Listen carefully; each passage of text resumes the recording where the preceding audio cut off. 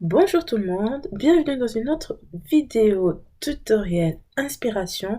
Aujourd'hui, ça sera inspiration cuisine provençale. Donc, j'ai déjà dessiné mon sol, donc ma pièce. Aujourd'hui, j'ai vraiment voulu recréer un esprit assez provençal avec une fenêtre en arche, une porte à la française, les poutres que vous pouvez voir là maintenant en vue de plan que j'ai pu donc utiliser dans la fonction type. Là, je suis venue ramener un peu de peps à l'ensemble de la composition avec des murs couleur un peu vert kaki, un vert très très provençal, donc que j'ai appliqué sur l'ensemble des murs. Et je vais venir maintenant choisir un sol qui pourrait s'adapter au mieux dans notre pièce. Donc, on va opter pour un sol aspect chêne, chêne clair. Voilà, un peu rustique. Bon, on va quand même rester sur ce type de chêne. Et on va venir arranger au fond donc de notre pièce toute une linéaire de cuisine avec un retour sur la partie droite. Donc, pour créer ce petit retour sur la partie droite, on va venir utiliser un élément constructif qui est la colonne que vous pouvez trouver dans la fonction type. Cette colonne, on va la prédimensionner à 550 sur 550, qui est donc en réalité la profondeur des meubles bas déjà présents sur iHouse. Donc, petite astuce, si vos meubles bas ont une profondeur différente, adaptez votre colonne en fonction. Donc, on va cliquer le mur de fond pour retrouver la même teinte pour que la colonne de structure aille la même couleur. Cette colonne nous permettra de faire passer, par exemple, tous les réseaux. On va aller maintenant dans la fonction Customize pour venir créer donc notre ameublement cuisine. On va utiliser la fonction Customize Cuisine et on va venir appliquer l'ensemble des éléments bas en commençant. Donc, on va aller dans le... Vous avez la possibilité d'utiliser le 4.0 Kitchen Cabinet ou les éléments du Base Cabinet. La seule différence, c'est que vous allez avoir sur le 4.0, vous allez voir l'auteur des pieds, sur le basique normal, vous n'allez pas voir l'auteur des pieds. Après, voilà, c'est juste des petits différences. Donc là, on est sur les éléments bas. Vous avez deux types d'éléments bas, avec poignée ou sans panier. Et après, vous avez une sous-catégorie qui vous permet de créer des éléments bas fonctionnels. Là, par exemple, je suis sur les éléments bois sans poignée et de constitution fonctionnelle. Donc, celles qui vont accueillir, par exemple, le bac ou la plaque de cuisson. Voilà. Donc, vous avez après toujours dans la catégorie la possibilité d'utiliser les meubles hauts et les meubles bas. Voilà, c'est trois sous-catégories qui marchent ensemble.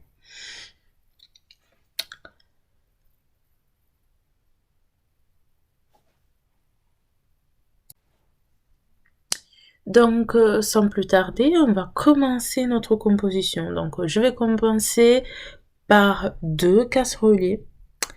Donc, c'est un meuble que je vais utiliser, un meuble en 2 casseroliers. Je vais venir appliquer à côté un meuble en 3 casseroliers qui me servira pour avoir la place pour tout ce qui est couvert et tout ce qui est poêle, etc. Donc, je suis sur les éléments de base.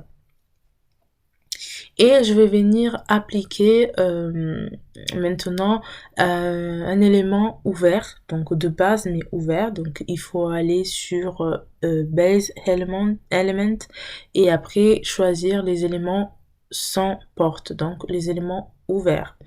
Ces éléments, de ces éléments, vous pouvez changer la dimension, donc taille, profondeur et hauteur, avec le Product Layout, qui est la fenêtre qui s'affiche à droite. Et vous pouvez donc voir qu'on peut déplacer les éléments à l'aide du curseur, et vous aurez des cotations qui s'affichent. Ces cotations vous permettront d'être un peu plus précis que le simple curseur. un petit nota bene.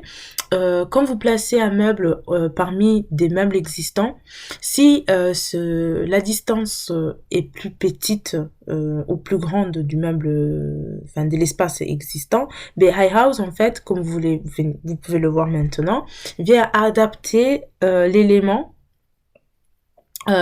Et donc du coup il vient à rajouter, si on pourrait dire en conception cuisine, soit un filler qui n'est pas visible en ce moment, juste pour venir combler le vide. Si par exemple il s'agit d'un espace qui est plus que la distance de votre meuble, la grandeur, enfin la taille de votre meuble.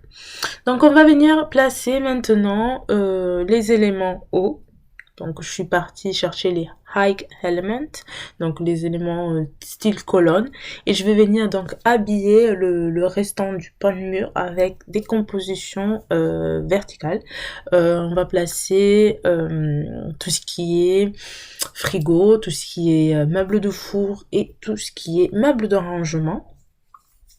Voilà, donc là je fais juste attention pour que les meubles soient bien placés et que il n'y ait pas de meubles qui touchent, qui frottent, enfin les poignées qui frottent la façade. Donc j'ai laissé un espace blanc exprès, donc je vais venir par la suite appliquer dans cet espace blanc, cet espace vide, un meuble ouvert, donc un rangement ouvert. Donc là je suis en train de placer mon meuble de four. Donc vous pouvez voir que j'ai choisi un meuble toujours dans le meuble haut, mais avec des fonctionnalités. Et donc du coup, ce meuble, comme vous pouvez voir, le meuble four est composé par une façade sous forme de porte, une ouverture qui vous permettra d'encastrer votre micro-ondes et une ouverture qui vous permettra d'encastrer votre four, et en bas un petit casserolier. Voilà. On va venir donc maintenant placer une colonne ouverte dans ce trou. J'ai voulu vraiment mettre un élément ouvert pour garder déjà, gagner d'espace quand je vais venir ouvrir le casserolier et que ça frotte pas sur les éléments. Donc je vais venir choisir une colonne qui est ouverte et on va créer à l'intérieur des compartiments.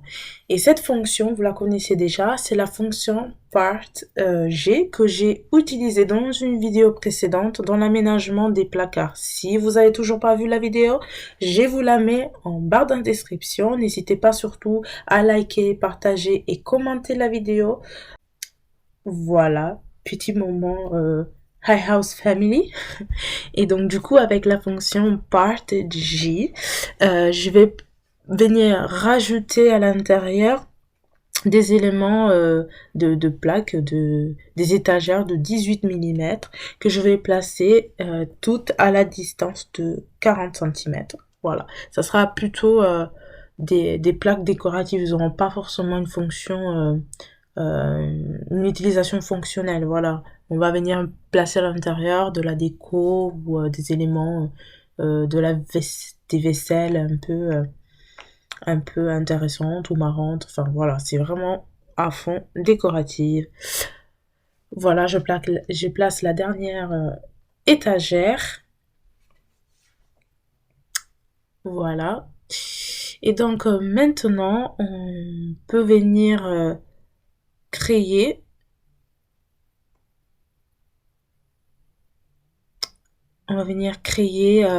l'ensemble de meubles hauts.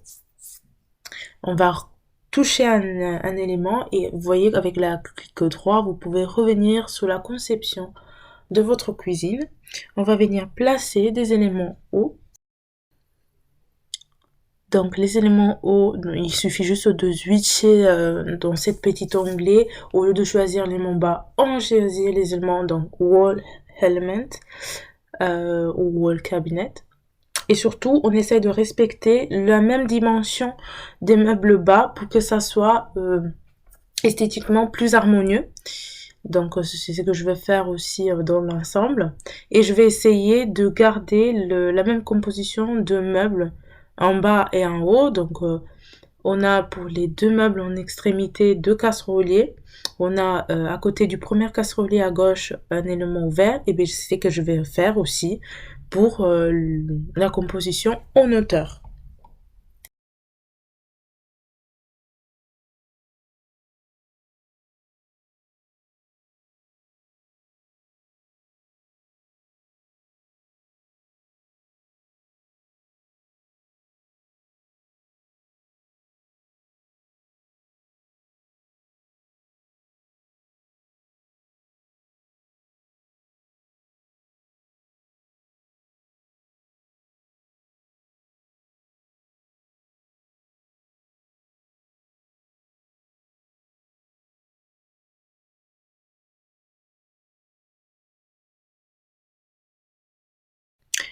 Une fois qu'on a fini, on va sur le meuble de centre, clic droit et on va donc essayer de aménager avec la fonction hardware, donc clic droite. Tout au fond, vous avez la fonction hardware qui vous permet de mettre des éléments intérieurs et on va mettre stove qui nous permettra de mettre en place une plaque de cuisson. Donc sachez que dans la fonction Customize, vous avez que des plaques à double feu, mais bon, vous pouvez choisir d'autres plaques. Hein. Une fois que vous choisissez la plaque, il vous demande automatiquement de choisir quelle est la hotte qui va venir en haut de cet élément. Donc, parce qu'on est en train de travailler sur ce meuble bas de 80, il nous demandera là l'emplacement de notre plaque et la haute automatiquement. Il le fera pardon, aussi après qu'on va mettre en place notre bac. Il nous demandera automatiquement aussi quel est le mitigeur qu'on souhaite. Donc moi je vais rester sur un style provençal, je mets la haute typiquement provençal, ça passe ou ça casse, ça plaît ou ça plaît pas, c'est vraiment les goûts et les couleurs. Voilà, donc une fois qu'on est satisfait, donc ça c'est la vue d'ensemble. Voilà, sachez que là, c'est vraiment le visuel des meubles bruts. On va après venir définir un style. Vous inquiétez pas, les meubles ne vont pas rester de la sorte. On va venir mettre en place maintenant un îlot central. Donc, pour mettre en place un îlot central, on va venir chercher des meubles bas avec une composition fonctionnelle. Pourquoi? Parce qu'on va mettre en place un bac. Donc je cherche, je vais prendre un meuble casserolier. Oui, je vais prendre un casserolier. Peut-être une porte. Ouais, il vaut mieux prendre deux portes comme ça. Ça va être plus simple aussi. Si on veut placer par exemple une poubelle. Donc je vais prendre un meuble en porte. Il faut juste le glisser à l'intérieur de la scène, pareil. Et lui se met automatiquement face à nous, face à la caméra. Donc du coup, on va prendre la petite flèche et on va lui demander de faire une rotation sur le axe donc Z. Et on va juste le tourner donc dos à la porte et face à la composition de la cuisine. On va venir donc maintenant reprendre tous les éléments bas, un élément fonctionnel ouverte qui nous permettra de poser une lave-vaisselle sans façade. Donc du coup, ça sera une lave-vaisselle incastrable qui aura déjà sa façade à elle. Voilà. Pourquoi j'ai choisi ça? Parce que ça serait aussi choisir la facilité de prendre juste un meuble en 60 et se dire que voilà, derrière, il y a la vaisselle. Là, vraiment, je vais vous montrer comment la fonction Customize Cuisine, Kitchen, elle est complète. Voilà, donc juste petite information. Vous avez toujours le dos ouvert quand vous mettez un élément style four encastrable ou machine à laver encastrable. Donc il faudra après mettre un panneau de finition.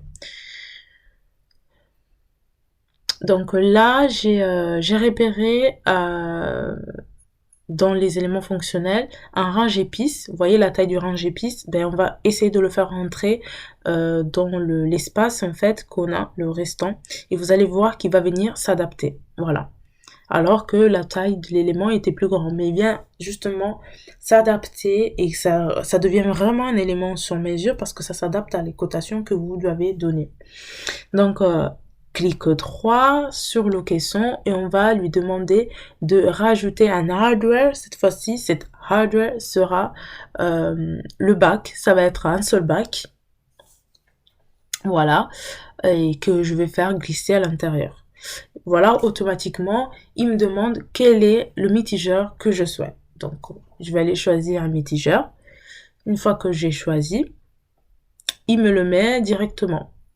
Ça le sélectionne. Voilà. Une fois qu'on a mis donc le bac et la plaque, on peut aussi venir poser l'élément qui se trouve juste à gauche. Et on va chercher le lave-vaisselle. Pour chercher le lave-vaisselle, pareil, clic au droit, hardware, et cette fois-ci, par contre, c'est les éléments fonctionnels de la cuisine. Donc le troisième, le dernier.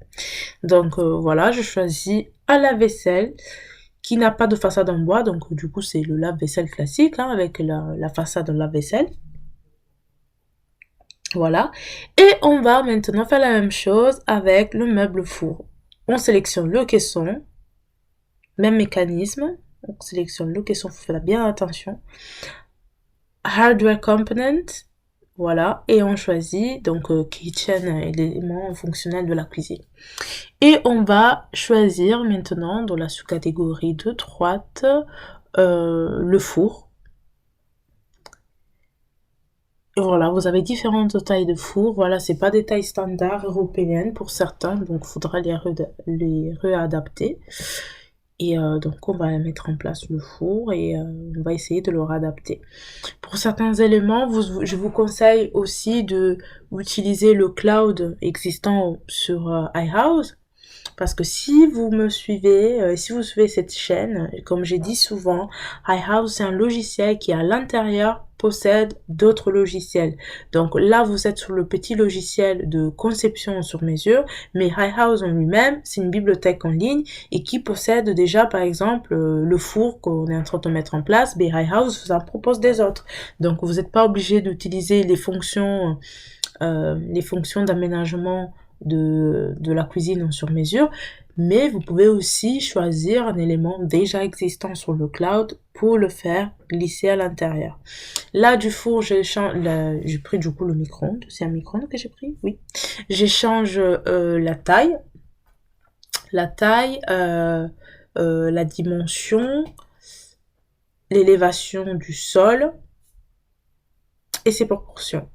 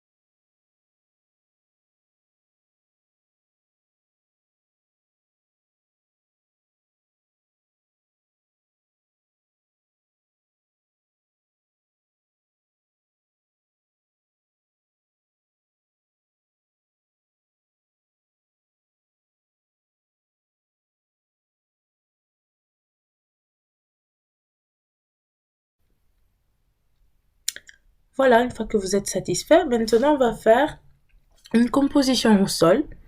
Avec la fonction tile, on va venir dessiner un tapis pavé de carrelage au milieu de la pièce. Pourquoi je ne l'ai pas fait avant? Parce que je voulais vraiment voir quelle était la proportion que j'aurais gardée dans cette cuisine. Donc, on a déjà créé dans une autre vidéo le calpinage. Aujourd'hui, je vais pas faire quelque chose de spécial, si n'est que un calpinage en sur-mesure. Ça va être très très simple, mais si vous voulez savoir comment ça marche, la fonction tile, je vous laisse la vidéo en barre d'informations sur comment créer un calpinage en sur-mesure. Je l'ai utilisé sur beaucoup de pièces.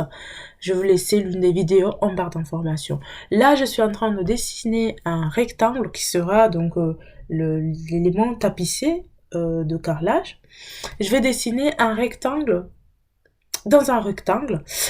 Pourquoi il y aura un bandeau supérieur qui me servira à avoir une sorte de frise, une sorte de corniche tout autour du rectangle, et la repartition intérieure me servira pour créer le pavé de carrelage. Donc j'ai déjà le carrelage en tête, je sais que ça va être de l'imitation carreau de ciment, voilà. Et pour aller le retrouver, il suffit juste d'aller sur la Tile Library.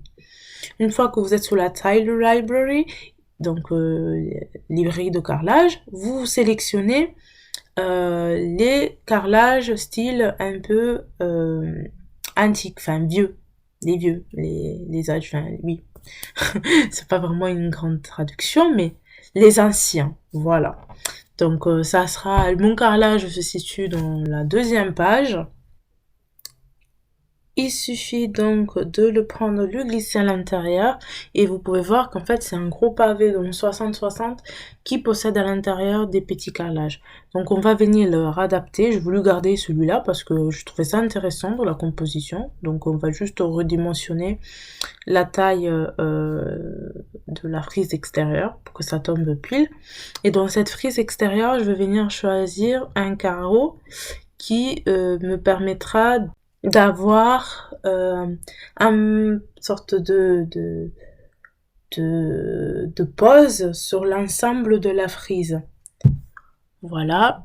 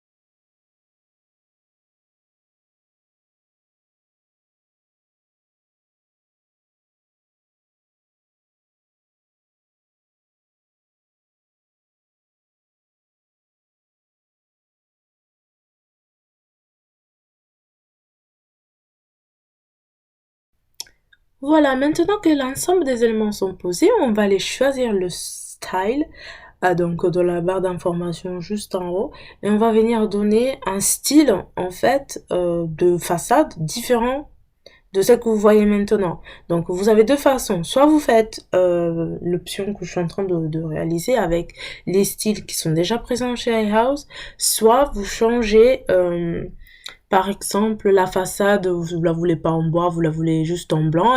et bien vous la changez en termes de matériaux ou de couleur et vous faites le changement pour chaque élément. Mais je trouve que cette façon, c'est une façon un peu drôle si vous avez des petites inspirations, par exemple, comme je suis en train de la faire. Et bien là, j'ai choisi l'un des styles et j'ai l'appliqué. Voilà, une fois que vous avez choisi le style maintenant, ce qui est important, c'est de choisir ben, la composition du plan de travail. Alors, pour choisir la composition de plan de travail, soit vous cliquez un élément et de cet élément, par exemple, je prends le meuble qui est ouvert. Vous, vous sélectionnez l'objet, vous demandez le container top qui est donc le plan de travail. Vous avez donc la zone dans laquelle le plan de travail vient s'appliquer. Mais vous pouvez donc choisir, par exemple, là je fais un petit exemple avec ce petit meuble, mais je vais l'appliquer après partout. Vous choisissez la section avec la première onglet à gauche. Dans la deuxième, vous demandez pour tout ce qui est à droite, de la colonne à droite, de remonter. Je vais venir créer donc une crédence. Voilà, tout ce qui est composition droite, c'est crédence. Et tout ce qui est composition gauche, en haut et en bas, c'est plan de travail.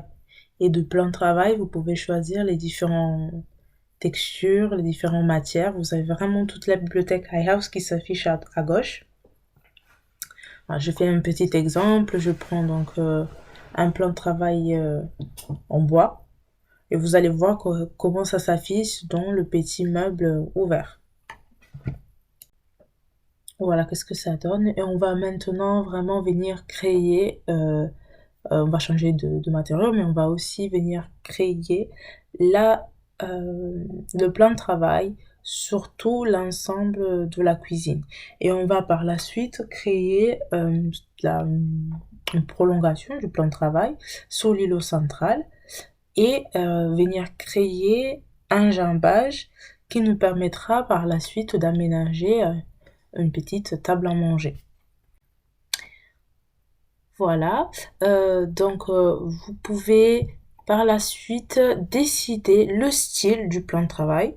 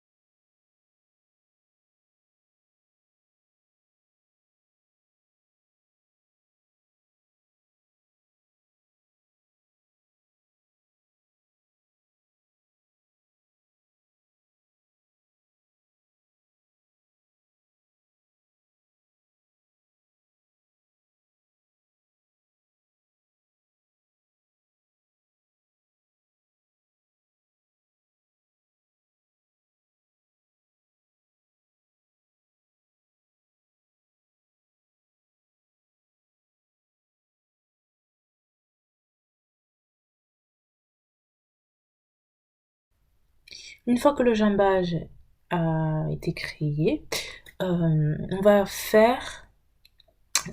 poser, je vais pas créer de crédence, voilà, je vais vraiment venir créer un calpinage avec le même style du tapis des carreaux.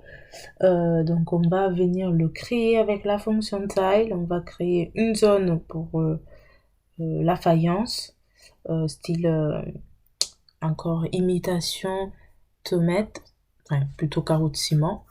On va le faire de la partie gauche et de la partie droite et on va laisser un espace central qui servira à poser le fond de hotte.